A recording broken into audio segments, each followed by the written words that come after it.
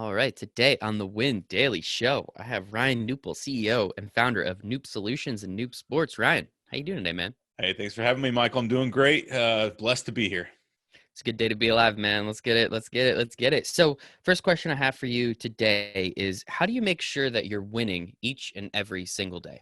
Oh, that's a great question. That's a great question. Fits right along with the Win Daily Win Daily strategy. Show, right? Right? Win Daily, it's not just sports, but well, I mean, there's a lot of things that go into that, but I think the biggest thing for me is just keeping my mind right, keeping my mind sharp, and having what I like to call mental toughness. I mean, just waking up every day without that mentality that people are against me or that everything that is happening is wrong, and trying to figure out how to make it right or how to I guess make it a positive. Because every day, whether you're in business, sports, whatever you're doing, you're going to come up with challenges. You're going to wake up every morning, go to your inbox, go to your messages or whatever, and you're going to have those challenges sitting there waiting for you. And it's how you think about those and respond to those that I think helps you either win or lose that day. 100%. I completely agree. I'm all about mental toughness. I'm all about mental health and just making sure you're doing right because the mind, body, and the soul, they're all connected.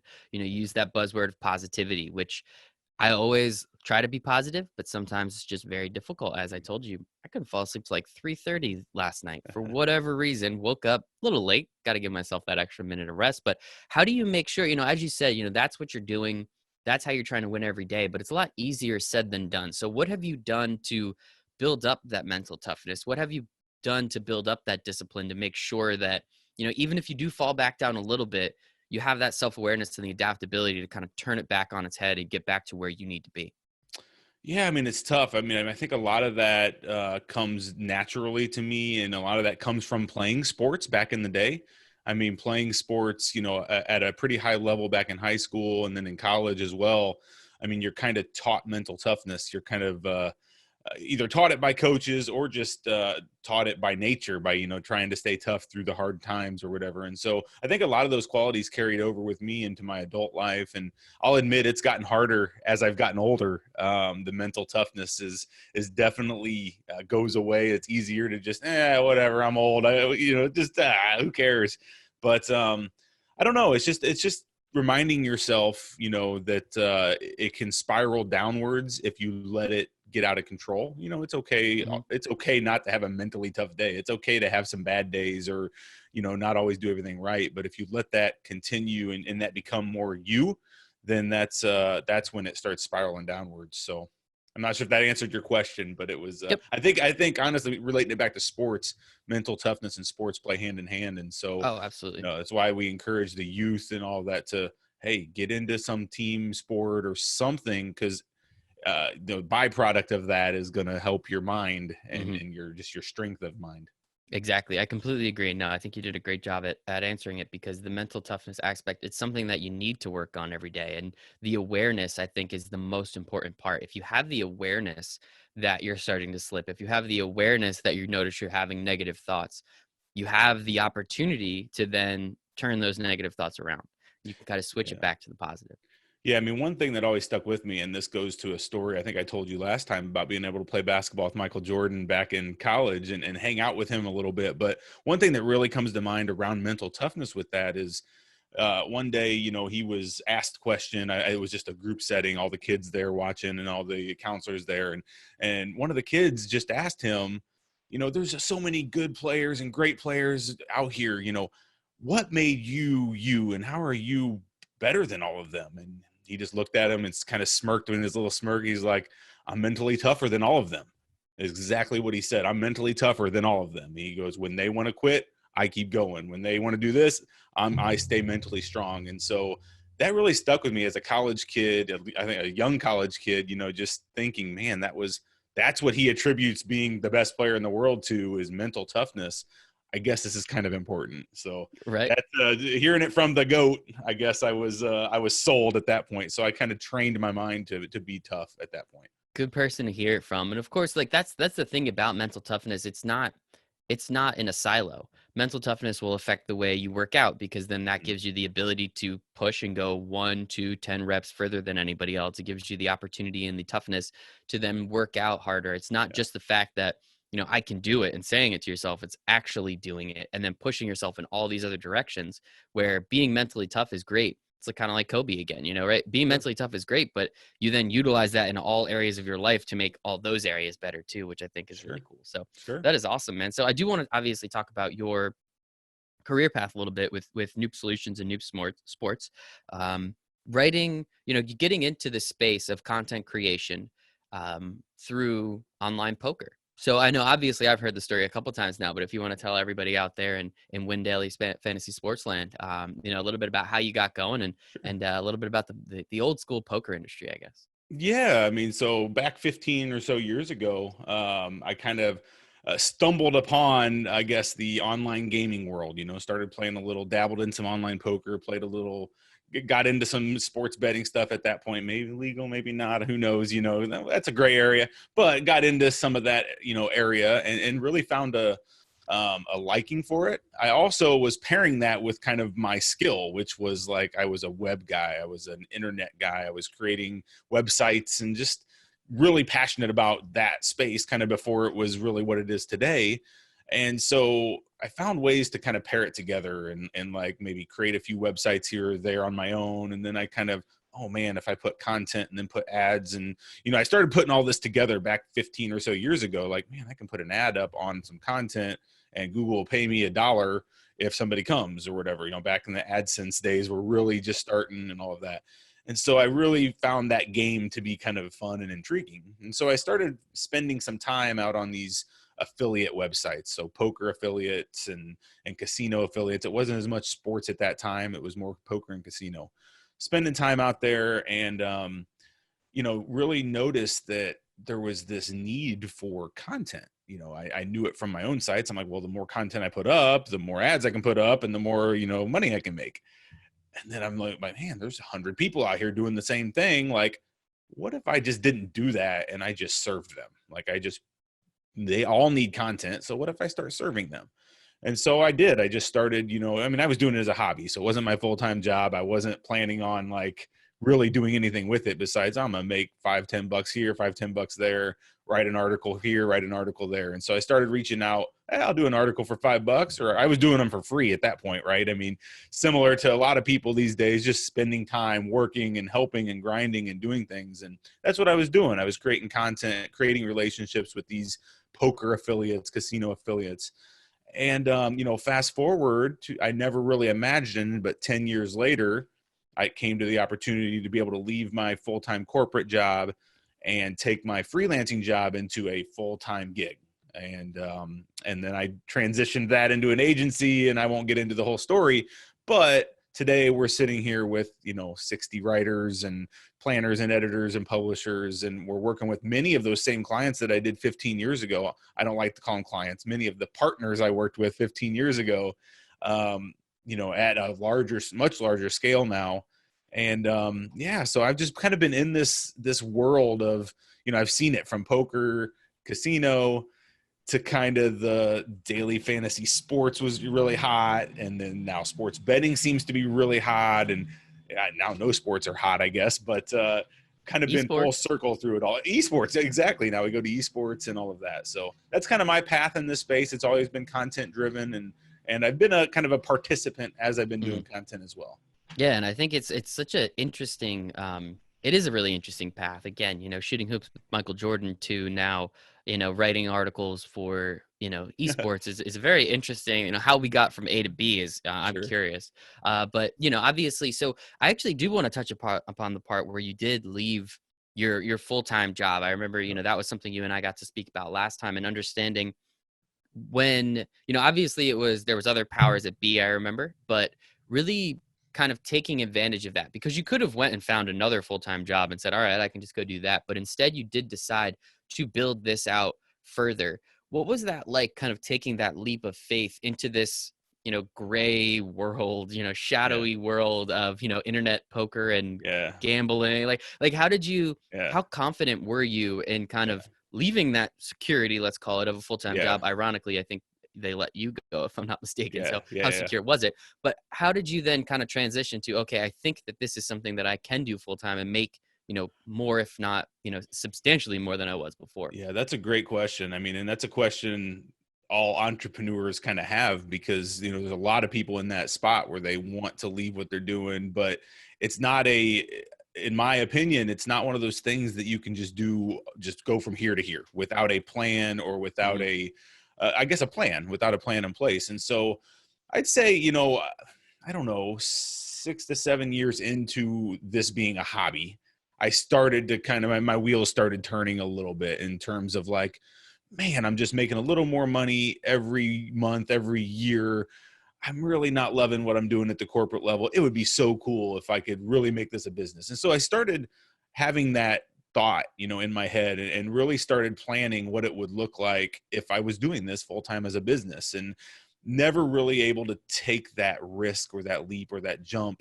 But it sure eases that pain when you can just build on the side. And so that's the side hustle. When you can build that side hustle money to be enough that, okay, it's not going to be perfect, but it's going to be enough for me to live and to take this risk.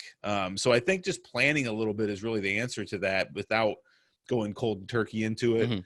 Hmm. Um, I was pretty confident. I mean, I was at that point of my life, I was actually more than confident. I was excited. I was thrilled. I was like, finally, I'm pushed to doing this, instead of, like, oh, I don't know if this is going to work. I knew it was going to work. I had clients built up. I had people waiting to send me more content and more stuff to do. Um, so it wasn't as scary to me as it is some, but I think that comes with a little planning through the years. And not everybody's going to have 15 years of planning. It doesn't have to be that. Hmm. But if you have that dream of maybe doing something in your passion instead of what you're doing now, start to do some side work on it. Start to do some side gigs. Start to experiment and connect with people in that space. I tell my writers all the time, because I have 50, 60 writers that work for me. I tell them, hey, you guys, I don't know what your dreams and aspirations are, but just doing what you're doing now, yeah, maybe you're not making the most money with us, right? We're paying a little bit of money to do articles and to help us. But maybe you have dreams of working for ESPN or for some big publication, and this is just going to help you sharpen your skills. It's going to get you references from myself and from anyone else that's working with us. Really build your portfolio. And so I'm hoping that it's starting to turn some of their minds, like, oh man, maybe I don't have to be that teacher all my life, that I don't really love it. Nothing against teacher. I love teachers. My I mom and love dad are teachers. teachers. I My want mom them and to dad make are more money. teachers. Yep, I'm My all wife for it. was a teacher. So I'm not saying that, but many of the writers that work with me are teachers, right? They're teachers full time, and then they do this as a hobby. And I'm like, well, maybe if you do want to do something different, keep grinding, keep working, keep expanding. So I 100%, think it's man. a plan. It's in the plan. Exactly. And it's kind of interesting, the parallel you create between your writers and yourself, right? It's, keep it going, just keep the wheels turning, because you never know what's going to come up. You just keep being of value, keep helping others, keep doing what you can. And yeah, maybe it's not something, maybe this is your side hustle. Maybe this is something you make a couple extra $100 a month. I Yep. mean, that's an electric bill, that's a cable bill. Like It if someone is. said, hey, you write a few articles a month and you don't have a cable bill anymore, I'd be pretty I'm happy. My in. cable bill is almost $150 a month. I mean, that internet stuff, man. But no, I Sure. think it's such a cool way of going about it. And again, you were fortunate that, I guess weirdly enough that your corporate job didn't, I guess I don't want to say pan out, because obviously you're doing a good job, but like your corporate job, as you said, pushed you to where you got to, which I think is really interesting. But with that aspect of building a team, what was it like, and how did you assemble? I mean, 60 writers is a lot of people to pay attention to. Like, it's a lot of work, and I know Yeah. you have a few Yeah. higher ups that Yeah. you and, Yeah. if I'm not mistaken, your brother or your best friend. Yep. But how did you kind of assemble that core group of people, and then allow them and yourself to then start sprouting off and finding all these other writers to contribute? Yeah. It's the hardest part of this. It was the hardest part of this, and it's the most important part, because once I decided to become an agency, I was not going to settle for just anyone. I just wasn't going to do that. That was the problem with this space, is a lot of websites and places were just hiring the worst writers, and it was really bad quality. It didn't even make sense to be published. And so I was not going to do that. And so it took time. It took a lot of time and effort. It's time and effort. It's nothing more than that. It's time and effort auditing these people, working with them, getting spending a lot of money, actually wasted money to order articles from people that may not pan out. I mean, we've Mhm. went through, for every one writer we have, I would say I've went through 10 that didn't work out. And so, it's going to the places like Upwork and to all the freelance boards and to all these places, which everybody does. But we do it to another level where Mhm. I'm going to hire everyone out there once and I'm going to work with them and I'm going to understand if they're going to be a good fit for our team and then figure out if they fit in. And then if they are, bring them in under our umbrella. And so we've done a lot of that background legwork. And that's what I tell a lot of my partners and clients is that, hey, that's kind of a pain in the butt if you've ever done it. Like if you need to find a good article or a good writer on MMA, it's not like you can just go find the best one. You're going to go put your application out there for this article and you're going to get 60 people that apply. And then you got to sort through who's good and who's not. And you're going to get some bad ones back and some good ones back. And so we've just spent the time and the effort to weed out the ones we consider not good quality. And then we also make sure that the people we work with are good to work with, like just good people, like Mhm. communicate well, easy to work with. I don't deal well with like the opposite of that. Mhm. So I make sure that our team is just all cool people, easy to work with, love sports, have a passion, are educated in whatever they're talking about. But that's the most important part, I think, is building that team and then just keeping them happy and keeping them listening. I think listening to them as a CEO or owner of the company, I think it can be easy to just kind of let all of that go and try to do other things, but Mhm. I try to listen to them and talk to them and interact with them and hey, what's new or what do you want to do? I know you're really good at this, but would you like to write about the lottery or about esports? And so recently we've done, this big survey internally and tried to get a better understanding of what all of our writers like. And I was shocked at some of the answers. I'm like, man, I actually have a team of like aspiring esports writers here or a Mhm. team of this that we can kind of work with and start to train better and do things like that. So I don't know. It's just communication and time and effort really when it comes down to it. Mhm. And really it's you're putting in that time and effort up front so that way you have the best possible team so that way you can serve your clients and your partners as you said, right? Like Yeah. it is a lot of time as you said, it is a pain in the butt, but you need to do this part so that way you have a good Yeah. cohesive team so that the processes and the structures that you've already put in place are going to be followed and Yes. correctly executed so that way your clients and your partners are happy so that Yeah. way everybody makes more money. Look at that. It creates a sense of confidence, right? I mean, I wouldn't say this has always been here, that confidence in our company and in our business. I mean, that takes time and effort, but now I can really look at a client in the eye and say, I know I have the processes, I have the team, I have things in place that we can help you 100% with what you want. And so that just takes the time and effort. And that, unfortunately in this world, sometimes people aren't willing to put that time and effort in. But I think the successful businesses such as Win Daily and Win Daily Sports, we haven't talked much about Win Daily here, but I mean, they put in the time and effort and they're getting the results as well. And so it's very similar process there. That's what we have to do. We're trying to win. We're trying to help everybody win. And I mean, we're actually crushing it with esports. One of our writers is Yeah. already top 25 in the world for Phew. esports DFS. So we're not messing around. We know what we're doing on that side, and we're always trying to help others as you are trying to help others too. And I mean, that's why we're here. We want to spread stories like yours because we like you. You're a friend of ours. We do believe a rising tide lifts all boats, and we want to Yeah. help. Obviously, I've been able to interview a lot of the writers already and kind of get their story and who they are. Obviously, Jason and I had a great episode, but we think this is a fun little way of really expanding the industry and Yeah. touching upon people within this fantasy sports, within the gambling, within the sports industry in general, to share some positivity and to share some good notes. So we don't have to Cool. talk too much about Win Daily. Everybody that's here and listening, uh they know what we're about, they know what we're doing, so that part's fun. But Hey, I'm we gonna do plug believe them in what you're anyway because I believe in we appreciate you. We appreciate you, brother. And I think one thing that's always interesting is with people that create content, right? Jason started creating content. He loved it Yep. so much. He became the CEO of a company. He's not creating as much content anymore, man. So I know I'm just out of curiosity, like, how have you been able to deal with that side of the business and saying you got into it because you loved writing these articles and creating all this Yeah. content, and now you find yourself running an agency? Like, how do you kind of Yeah. cope with that aspect of not being able to do the Yeah. thing you started out doing?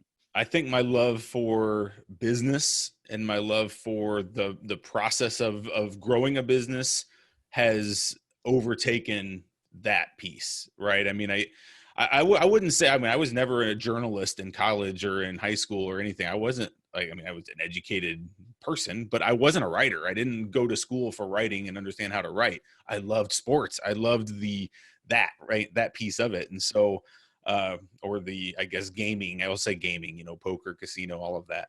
And so the more I've gotten into this business side of it, you know, running the whole business, even down to the accounting and just all of it, I really, really enjoy the process of being an entrepreneur and just being the day-to-day challenges that come through and the differences that you have to deal with, and dealing with clients and dealing with your employees and dealing with the numbers and making sure they make sense for people. And it's just, I love that piece of it. And so I haven't even really looked back on the content side. I do get paranoid every now and then on quality, and just, you know, it's my name behind it all. So I want to make sure that it's good. And I do believe it is, but you know, you always have that, oh, you know, is this being done right? Or maybe when a new client comes on board, we have some issues there that we have to deal with. But it's, I think that transition was easier as I fell in love with business and just running a business and Mm-hmm. everything. I love the fact that when you run your own business, everything you do impacts you, right? And so it's like when I worked at Caterpillar in my corporate job, I felt like I was doing a lot of work and a lot of effort and putting in a lot of stuff, but it was like, how's that really affecting me? Like I'm building helping build this empire. I didn't feel the interaction, like Mm-hmm. I don't know. It didn't really impact me. It's like I could not do my job today or tomorrow and like things would be fine. Today I have to do my job every day or something bad's going to happen to my company and affect my Mm-hmm. family. So I just love that piece of it. That's interesting. Yeah, I mean, I guess that pressure, that accountability has helped drive you and the Yeah. business forward, which I think is really important. Yeah, for sure. For sure. Awesome. Definitely a little pressure. But it's good pressure. Yeah, exactly. It's the right amount of pressure, I guess. Yeah. And then so you touched upon it a little bit, you know, getting, you know, DFS was hot for a minute. Now Yeah. sports gambling is real hot. So you've been writing about sports betting and Oh gambling yeah. for a little while now. What have you seen since since PASPA, since all of that got passed, and now, we have, I think it's 21 states you're Yep. legal to gamble in. There's so many with online. Like how have you seen the industry evolve in just these last couple years because of this recent rule change in the government? Well, I mean, the biggest change I've seen is just the willingness for people to talk about it. A lot of the same players have been around it for a long time in some manner or another, but now they're all, including myself, they're all wanting to talk about it, and they're all wanting to, spread the news about it, and they're very proud to be in the industry. Whereas I feel like 2, 3, 4, 5 years ago, it was just because it was a gray area, especially in the United States, people weren't as willing to just step forward and say, I want to talk about sports betting. I want to be in the sports betting industry. It wasn't a cool thing to do, or a known thing. So, I mean, that's the biggest thing, just the attention that's being brought to it. And like you mentioned, I mean, it's growing rapidly. It just is. It's growing rapidly. The one thing I found pretty ironic or pretty cool, I guess this makes sense, but we've noticed, at least at the beginning here in the United States, a bunch of the companies that are starting up and the people that are coming over are from the UK or are from Europe, and they're led by people from the UK, which at first I was kind of like, man, this is kind of weird. Like the whole industry, we're in the United States, but the whole industry is kind of being led by people from another country. And then it started kind of like, as I kept being around it, I'm like, man, it makes sense because they've done it and they've done it well, and it's working over there already. They have legalized sports betting. And so now they're coming over here to replicate what they're doing Mm-hmm. there. And so it really does make sense. But that was one of the first things I noticed that stood out. I'm like, everybody I'm talking to is from the UK or from Europe. Where are the United States professionals? And I think that's going to come with time. As things mature in our country or whatever. But yeah, man, it's cool, it's fun. There's a lot of news every day. There's something. Well, there was, but it's kind of Yeah. slower now. But yeah, I just love it all. I love seeing the maturation. Is that the word? Mm-hmm. Yeah, Is that you the got it. word? The maturation of sports betting in the country here. And I wish Florida would come on board sooner than later, because I'm sitting here begging for Florida with just to say we can do it. I mean, not that I Mm-hmm. want to go bet every second, but just to be a part of it. Hey man, throw $10 on a game. You're way more interested than you were before. I don't care what Sure. anybody says. But Sure. no, man, 100%. I totally agree. It was always very interesting to me as well, kind of seeing a lot of the guys from the UK, guys and girls from the UK coming over, as you said. And yeah, I mean, they've been doing it for however long. Like it's been legal there for a very long time. So they know what to do. They know how to do it. Essentially, once everyone started to see it moving in that direction, it was just hawks. They were just hawks circling around, just waiting for those rules to change. And then they kind of swooped in and they started Yeah. picking up and taking home because I mean, the industry, even with it being legal in so many states, the number is so, so, so much higher when you look at the, Hmm. not so legal and the legal side, combining those numbers. I mean, betting on the Super Bowl alone is just insane. So it's Yeah. just one of those things where, and unfortunately we didn't even get March Madness this year, which kind of stinks, but it's a cool industry. It's always interesting to me to see kind of how it's been run and how quickly it's advancing because before it was just Vegas. And now Yeah. you're seeing all these new opportunities and with mobile phones, all the live betting and all the interesting aspects that come with that. It is so, so, so much fun. And that's why I love getting to talk about it a little bit. And then another thing that I know you guys recently dove into, dived or dove? No, I don't know words. I think it's dove. Dove. Yeah, I Dove. think it's Dove dove. sounds right to me. Another thing you guys dove into a little bit has been esports and kind of, we've spoken about it kind of on the fringe a little bit. And what was it like being able to, or kind of starting, I guess, like for lack of a better term, another division of Hmm. something that, before you guys didn't really have, not to say you didn't have the capabilities, but you didn't focus any time on it. And now it's literally the only thing going on. So it's something that you guys really have to take your time and understand, but do quality work around. Yeah, it was intimidating. That was the word for me. It was intimidating. I feel like, everybody knows esports is the future. It is the, lot of eyeballs around it. There's no debating that. And we've always wanted to do content around it. But with me not understanding it as an owner, as a CEO, and I won't say I don't understand it, but I really don't understand the Yeah. core of it, right? Yeah. I can't talk about it like I can talk about sports betting or daily fantasy sports or something like that. And so I have to find people that I can trust that can talk about it and that can kind of lead that area. So that was really the hardest part. We haven't made a lot of traction in that space. So we launched 2 new divisions. We launched our casino division officially, which we've done a little bit of in the past, and then our esports division. Casino is like blowing up. Like online casino activity is going insane right now, and we're kind of positioned pretty well for that division. So we've spent a lot of time focusing on that. Esports, though, we've done, a handful of jobs that we're working on for different clients, and I'm okay with that, like kind of going slow and understanding if we're even doing a good job or not, because that's the hard part for me is I'll read an article and be like, sounds good to me, but like Hmm. somebody that's a gamer or somebody that really understands it could be like, dude, this is full of, this is terrible, or this doesn't, I can tell this is a newbie or whatever that's Yeah. doing Yeah. this. Yeah. And so like I just don't, I can tell right away when I read a sports betting article if it's good, if it's rookie, if it whatever, but esports I just can't. And so um we haven't really just went full force. We haven't tried selling or anything like that. It's kind of just natural. If anybody comes to us and wants esports content, we're going to do it. We're going to do it at a cheap price. We're going to work with them because it's more of a, I guess, a trial for us to Hmm. kind of get into this space. And, it's almost like we got to restart where we were and, okay, let's build up our confidence in this area. And then once we're confident in this area, we can really sell it and say, yeah, we're good at this. Hmm. Um, but yeah, I mean, it's been fun to watch kind of the transition of content over a lot of them. Oh, what do we write about? I guess we write about esports, and I'm like, yeah, that's what we write about now. So let's do it. Hmm. Yeah. But And it's a that's the fun thing. space. It's not going away, right? Like right Yeah. now it's getting its kind of like 15 minutes of fame, let's call it, or I think it's at 30 whatever days as of this recording, probably going to be a little bit longer.